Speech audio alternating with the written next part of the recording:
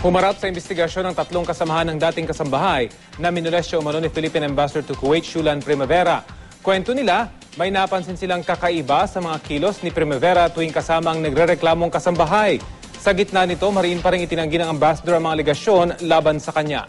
Balitang hatid ni Sandra Aguinaldo.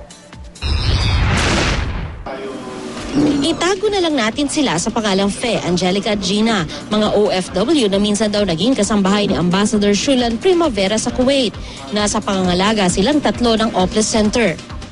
Hindi raw nila nasaksihan ang umano'y pamumulestya kay Mabel, ang kasambahay na nagreklamong minulestya siya ng Ambassador.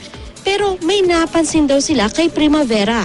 Si Fe, naobserbahan daw kung paano itrato ng Ambassador ang dalaga. Nanonood siya ng DVD. Inimbitahan siya. Sabi ko, bakit ganun?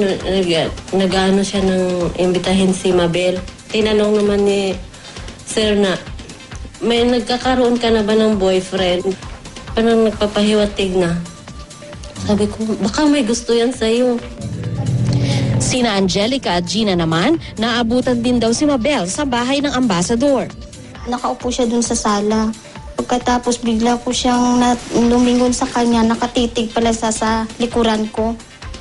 Malagkit po yung tingin niya, tapos bigla niyang inano yung mata niya dun sa TV. Si Mabel po yung parating niyang tinatawag. Parang paborito? Opo. Ayon pa sa kanila, sinuweldohan sila ni Primavera ng 60 Kuwaiti dinar kada buwan kahit na dapat ay 120 Kuwaiti dinar ang sweldo ng mga kasambahay sa Kuwait. Nagpunta si Mabel at tatlong dating kasamahan sa DFA para humarap sa fact-finding proceedings kaugnay sa reklamong sexual harassment kay Primavera. Kasama nila si Oples Center Head Susan Ople at kanilang abogadong si Reynaldo Robles. Bago nito, naunang humarap si Primavera sa fact-finding team.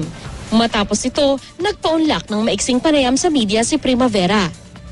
I am here on official consultations, and while I am here already on these official consultations, I'm already undergoing this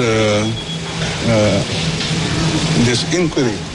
Kampante rin daw siyang mapapatunayang wala siyang kasalanan. I wish to assure you that I am innocent of these charges that were hurled against me.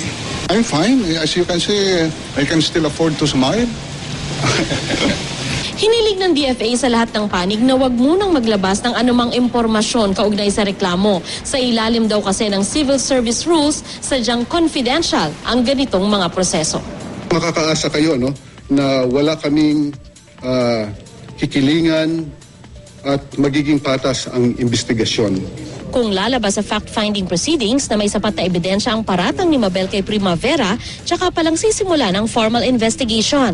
Dito na raw kakailanganin ng DFA ang basbas ng Pangulo. Sandra Aguinaldo, GMA News.